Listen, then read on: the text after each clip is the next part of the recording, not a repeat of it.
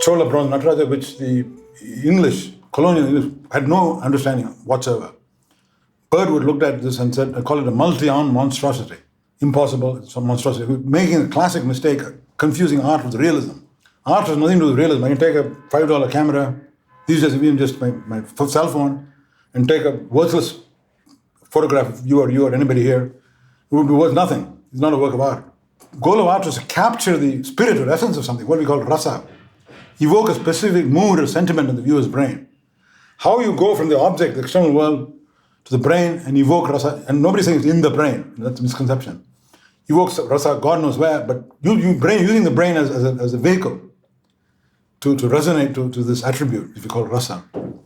And Bird would completely miss the point of the Nataraja, the metaphorical nuances.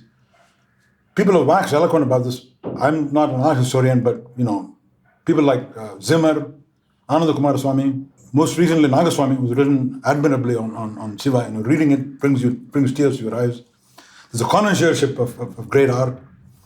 And Shiva Nataraja, of course, Bird would just saw a circle and then holding this man standing there with multiple legs and feet and arms with fire, and you couldn't make no sense of it. But if you understand the poetry and the allegory, but even visually it works beautifully because there's poise and balance. Raising one leg and one leg is half bent.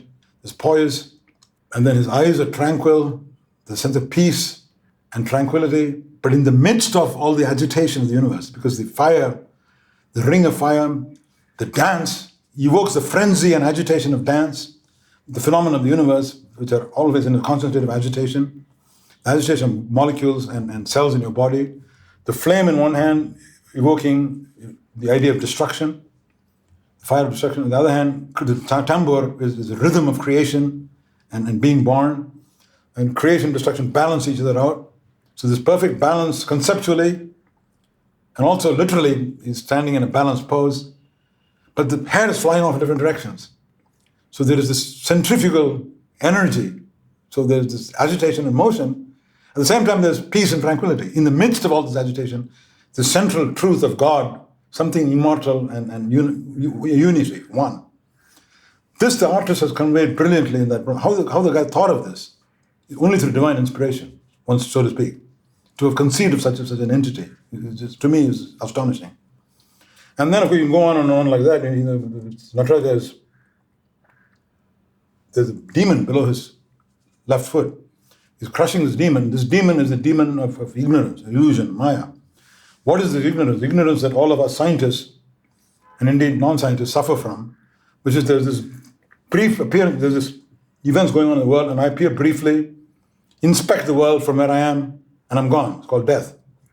What the Chola artist is trying to tell you through the Nataraja is, no, you are not an aloof spectator. You're part of this great dance of Shiva. So there is no birth, there's no death. You're part of the eternal, continuous cycle of creation, destruction, enlightenment, and give up the maya, the illusion that you are aloof and you are different from the rest of the cosmos. You're part of the cosmic dance. Lose your fear, abhaya. So all of this is conveyed by that bronze.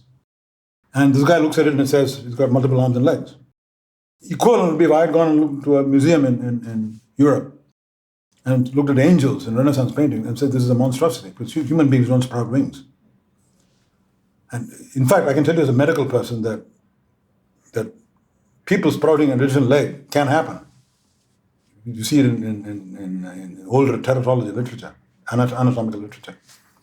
Human beings sprouting wings is an absurdity. Never happens. It can't happen. So that's more of a monstrosity, an angel, than right? But this irony is, of course, lost on these guys. So there's dozens of examples, and it's very important to realize this, that our culture has this rich, harmonious resonance between different aspects of culture, which is quite unique, I think.